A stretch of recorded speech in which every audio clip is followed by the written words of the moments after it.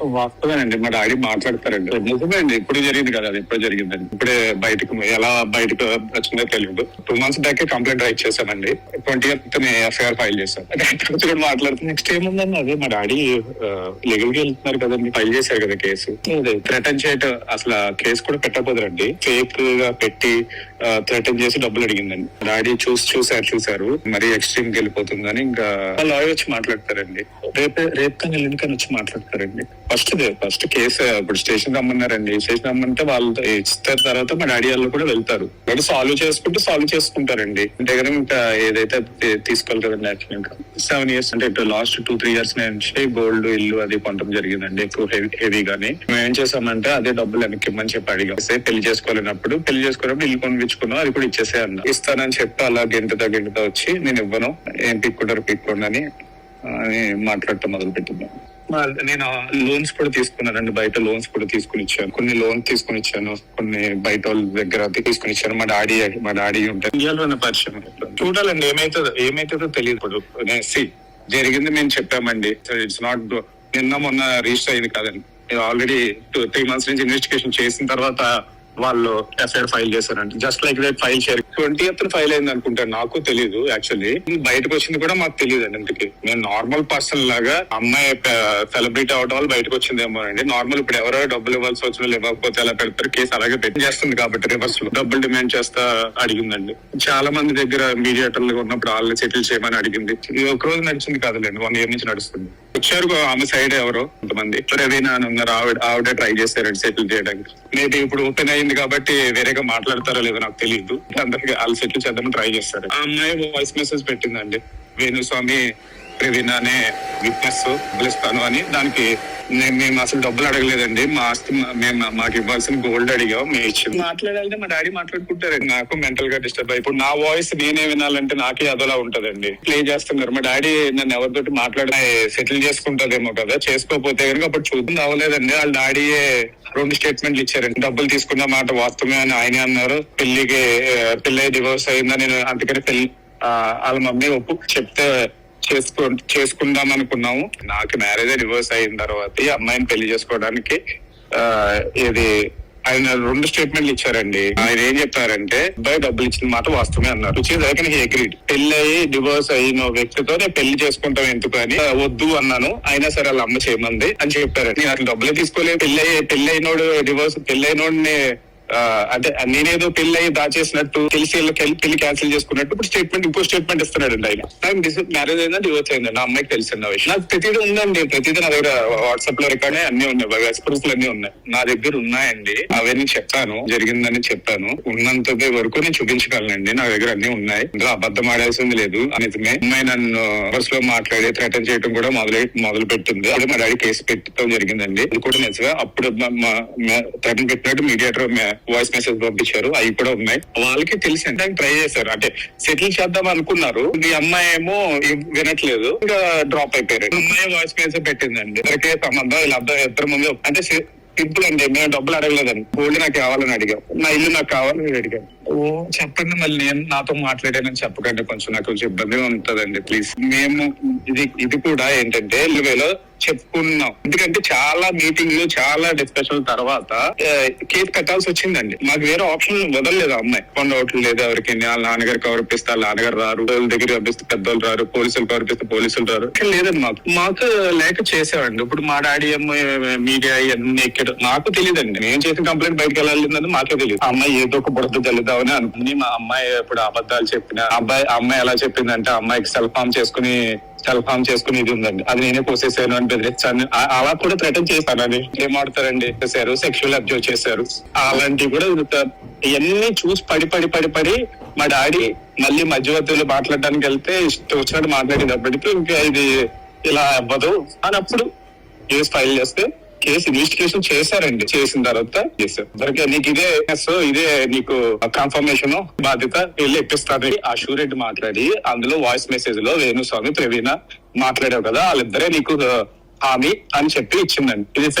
ఇవన్నీ ఎప్పుడో 4 months 5 months back తర్వాత ఇవ్వనంటే మొదలు పెట్టి లీగల్ గా ఫైట్ చేయడం మా డాడీ అని కేసు పెట్టింది. మా డాడీ ఫైట్ చేస్తానని చెప్పారు. ఏం చేస్తారండి, ఎందుకు అని ఏదో తలనొప్పి దీన్ని మళ్ళీ పొలిటికల్ గా రుద్దుతారు, అటు సైడ్ ఇటు సైడ్ వెళ్తుందని. మీకేమో చెప్పానండి, మీరేం మళ్ళీ ఇవన్నీ కొంచెం ఇబ్బంది పెట్టుకోండి నన్ను అసలే నమ్మకం పోయి బతుకుతున్నాం మేము. వెళ్దాం అనుకుంటే కానీ డెఫినెట్ గా మాట్లాడతారు. వద్దులేండి, లెటర్ లెద్దం చేయండి. ఇప్పుడు వాళ్ళు వచ్చి మాట్లాడుకుంటున్నారు అనుకోండి, పోతుంది కదా హెడేక్ ఎందుకు ఇంకోటి ఇచ్చి. ఎట్లా అంటే అండి, ఆ అమ్మాయికి కొంచెం ఇది ప్రాబ్లం ఉందండి. ఇప్పుడు నేనని చేశాననుకోండి, ఇంకొక తీసేసుకుంటారు ఆ అమ్మాయి. ఏం చేస్తే ఇంకా రచ్చ మొదలు పెడతాదండి, బెదిరించటము ఏదోలాగా, ఇంకా రిటర్న్ చేయడం అదేనండి సక్సెస్ అండి. ఇప్పుడు ఏమున్నది, నలుగురు వస్తారు అమ్మాయి అనేటప్పటికి రా అని. అమ్మాయిల రాజ్యం మీకు తెలియదు. న్యాయం అయితే నేను కేసు పెట్టి నేను 4 చేసి ఇన్నాళ్ళు బ్యాక్ కంప్లైంట్ రైజ్ చేసామండి. మేము చేసిన డేట్ కూడా ఉన్నది. ఒకవేళ ఇది కూడా అసలు బయటికి ఎలా వచ్చిందో కూడా మాకు తెలియదండి.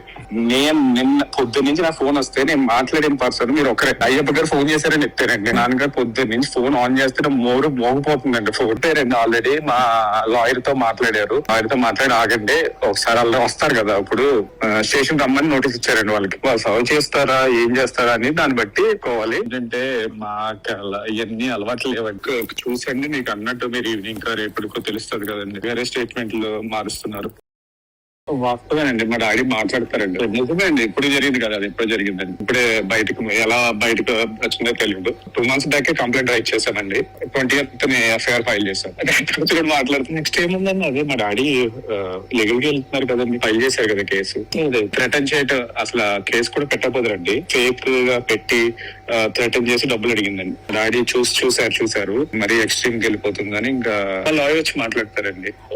రేపు కానీ ఎల్లుండి కానీ వచ్చి మాట్లాడతారండి. ఫస్ట్ కేసు ఇప్పుడు స్టేషన్ రమ్మన్నారండి. స్టేషన్ రమ్మంటే వాళ్ళు ఇస్తారు, తర్వాత మా డాడీ వాళ్ళు కూడా వెళ్తారు. వాళ్ళు సాల్వ్ చేసుకుంటారండి. అంటే కనుక ఇంకా ఏదైతే తీసుకోవాలి కదండి. యాక్చువల్ గా 7 years అంటే ఇప్పుడు లాస్ట్ 2-3 years నుంచి గోల్డ్ ఇల్లు అది కొనడం జరిగిందండి, ఎక్కువ హెవీగానే. మేము ఏం చేసామంటే అదే డబ్బులు వెనక్కి ఇమ్మని చెప్పి అడిగాం. పెళ్లి చేసుకోలేనప్పుడు ఇల్లు కొనిపించుకున్నాం, అది కూడా ఇచ్చేసే అన్నా. ఇస్తానని చెప్పి అలా గంటతో వచ్చి నేను ఇవ్వను, ఏం పిక్కోండి అని మాట్లాడటం మొదలు పెట్టిందాం. నేను లోన్స్ కూడా తీసుకున్నానండి, బయట లోన్స్ కూడా తీసుకుని ఇచ్చాను. కొన్ని లోన్ తీసుకుని ఇచ్చాను, కొన్ని బయట వాళ్ళ దగ్గర తీసుకుని ఇచ్చాను. మా డాడీ ఉంటారు ఇండియాలో పరిచయం. చూడాలండి ఏమైతుందో తెలియదు. ఇప్పుడు జరిగింది మేము చెప్పామండి. ఇట్స్ నాట్ నిన్న మొన్న రిజిస్టర్ అయింది కాదండి. ఆల్రెడీ 2-3 months నుంచి ఇన్వెస్టిగేషన్ చేసిన తర్వాత వాళ్ళు ఎఫ్ఐఆర్ ఫైల్ చేశారండి. జస్ట్ లైక్ దట్ ఫైల్ చేయరు. 20th ఫైల్ అయింది అనుకుంటాను, నాకు తెలియదు. యాక్చువల్లీ బయటకు వచ్చింది కూడా మాకు తెలియదు అండి. ఇంటికి నేను నార్మల్ పర్సన్ లాగా అమ్మాయి సెలబ్రిటీ అవడం వల్ల బయటకు వచ్చిందేమో అండి. నార్మల్ ఇప్పుడు ఎవరో డబ్బులు ఇవ్వాల్సి వచ్చిన ఇవ్వకపోతే ఎలా పెడతారు, కేసు అలాగే పెట్టి చేస్తుంది కాబట్టి రివర్స్ లో డబ్బులు డిమాండ్ చేస్తా అడిగిందండి. చాలా మంది దగ్గర మీడియేటర్లు ఉన్నప్పుడు వాళ్ళని సెటిల్ చేయమని అడిగింది. ఇది ఒక రోజు నడిచింది కాదులేండి, 1 year నుంచి నడుస్తుంది. వచ్చారు ఆమె సైడ్ ఎవరో కొంతమంది రవీనా అని ఉన్నారు, ఆవిడ ట్రై చేశారండి సెటిల్ చేయడానికి. మేబీ ఇప్పుడు ఓపెన్ అయింది కాబట్టి వేరేగా మాట్లాడతారో లేదో నాకు తెలియదు. అందరికి వాళ్ళు సెటిల్ చేద్దామని ట్రై చేస్తారు. ఆ అమ్మాయి వాయిస్ మెసేజ్ పెట్టిందండి, వేణుస్వామి రవీనా అనే విట్నెస్ పిలుస్తాను అని. దానికి మేము అసలు డబ్బులు అడగలేదండి, మా ఆస్తి మాకు ఇవ్వాల్సిన గోల్డ్ అడిగాం, మేము ఇచ్చింది. మాట్లాడాలంటే మా డాడీ మాట్లాడుకుంటారండి. నాకు మెంటల్ గా డిస్టర్బ్ అయి, ఇప్పుడు నా వాయిస్ నేనే వినాలంటే నాకే అదోలా ఉంటదండి. ప్లే చేస్తున్నారు. మా డాడీ నన్ను ఎవరితోటి మాట్లాడి సెటిల్ చేసుకుంటారేమో కదా, చేసుకోకపోతే కనుక అప్పుడు చూద్దాం. అవ్వలేదండి, వాళ్ళ డాడీయే 2 స్టేట్మెంట్లు ఇచ్చారండి. డబ్బులు తీసుకున్న మాట వాస్తవమే అని ఆయనే అన్నారు. పెళ్లి డివోర్స్ అయిందని నేను అందుకని వాళ్ళ మమ్మీ చెప్తే చేసుకుందాం అనుకున్నాము. నాకు మ్యారేజ్ డివోర్స్ అయిన తర్వాత ఈ అమ్మాయిని పెళ్లి చేసుకోవడానికి ఆయన 2 స్టేట్మెంట్లు ఇచ్చారండి. ఆయన ఏం చెప్పారంటే అబ్బాయి డబ్బులు ఇచ్చిన మాట వాస్తవమే అన్నారు. అగ్రీడ్. పెళ్లి అయ్యి డివోర్స్ అయిన వ్యక్తితో నేను పెళ్లి చేసుకుంటాం ఎందుకు అని వద్దు అన్నాను. అయినా సరే వాళ్ళ అమ్మ చేయమంది అని చెప్పారండి. నేను అసలు డబ్బులే తీసుకోలేదు.